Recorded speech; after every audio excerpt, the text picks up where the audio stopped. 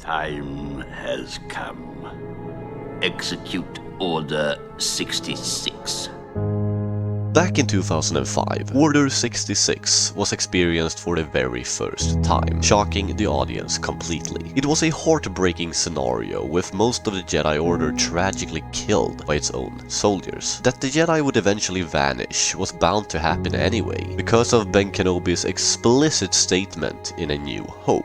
Now the Jedi are all but extinct. But that George Lucas managed to make it fit the overall story so well was nothing but pure brilliance. However, the conundrums regarding this particular event was far from just a few. Questions like why would the clones do this? How did it even work? Who except Palpatine knew about it? Were all valid. The point I'm trying to make is that it lacked a lot of context. The ambitious storytelling of the prequels were fantastic, but absolutely had its flaws. Substance along with character progress were minimal because of the very limited amount of screen time George had to play with in comparison to the rich world of Star Wars. On the other hand, it's this grandiose universe that has made it possible to create plenty of engaging stories regarding the same event. As a result, adding more and more background knowledge that combined together makes for a unique experience you won't find anywhere else.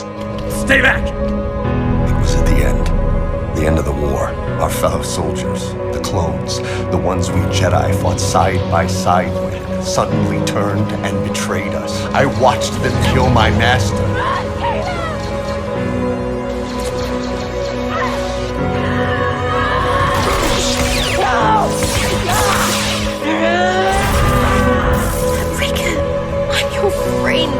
Good soldiers follow orders.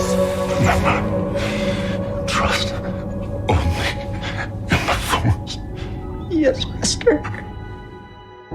In Revenge of the Sith, we as the audience only experienced a small fraction of what happened, and from a single perspective. It was of course heart-wrenching to watch back then, yet it doesn't even compare to what I feel when observing the same scene in 2023. Today I call to mind Ahsoka and Rex on their way to Coruscant, Grogu being stuck in the Jedi Temple, Kanan's loss of Depa Billaba, and Cal Kestis' escape because of his master's sacrifice. These different viewpoints are together a great demonstration of the incredible framework and world building of the galaxy far, far away. That it wouldn't have been possible to make this type of content without the mind of George Lucas and his vision of how everything would turn out. Some of these scenes related to Order 66 is up there with the most emotional moments in the entire saga, just because of how it correlates with the bigger picture. Siege of Mandalore is phenomenal as a result of using Order 66 to tell a story between two friends that tragically, because of the circumstances, has to fight each other, while simultaneously showing the audience how the brave and respected soldiers of the Republic suddenly turned into dangerous puppets due to a single man's extreme lust for power.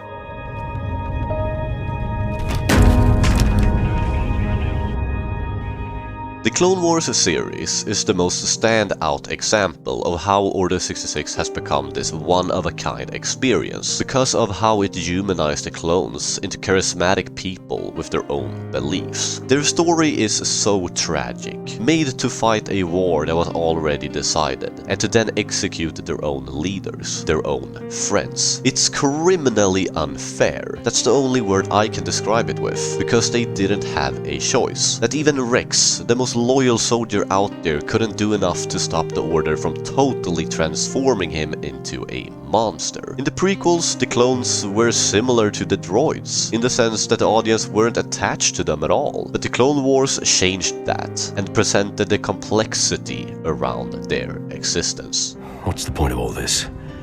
I mean, why? I don't know, sir. I don't think anybody knows, but I do know that someday this war is gonna end. Then what? We're soldiers. What happens to us then?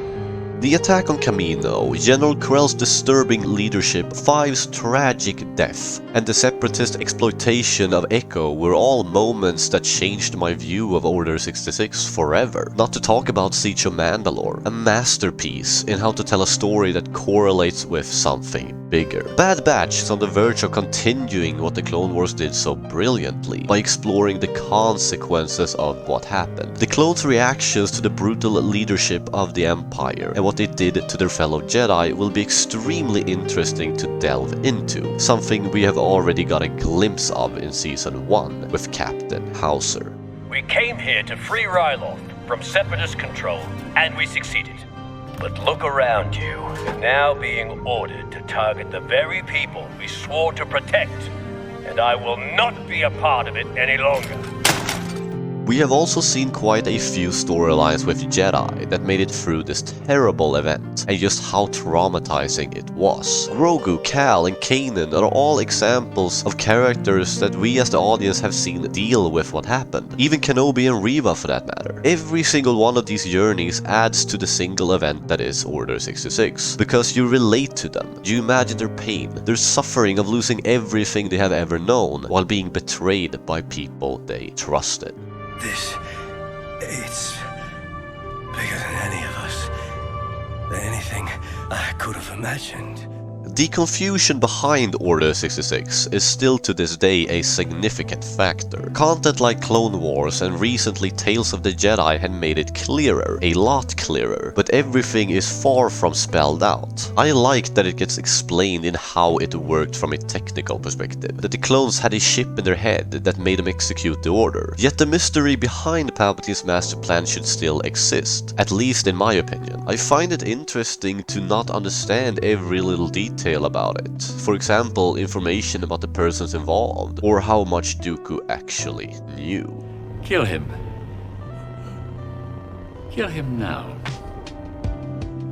The final point I want to discuss regarding Order 66 is if Lucasfilm has milked it a little bit too much lately. At some point it becomes a story liability to keep Jedi alive, to make more and more of them somehow mysteriously survive. The intriguing part about this event is the fact that so few came out on the other side, that it was so extremely efficient and lethal, and if you take that away, the stakes becomes minimal, while every other story regarding it loses value. Take Reva for example. She in one way or another survived a stab to the chest by Anakin and escaped the Jedi Temple wounded without being seen. What I'm trying to say is that it becomes awfully silly very quickly if you as a writer perceive this event in any other way than a total slaughter. I would be very curious to know what you guys think about Order 66 and how it has been used lately. Feel free to discuss it in the comment section below, and I will try to answer as many as I can. If you want to check out more content about the prequels, why don't you view my video about Tales of the Jedi and why I think it was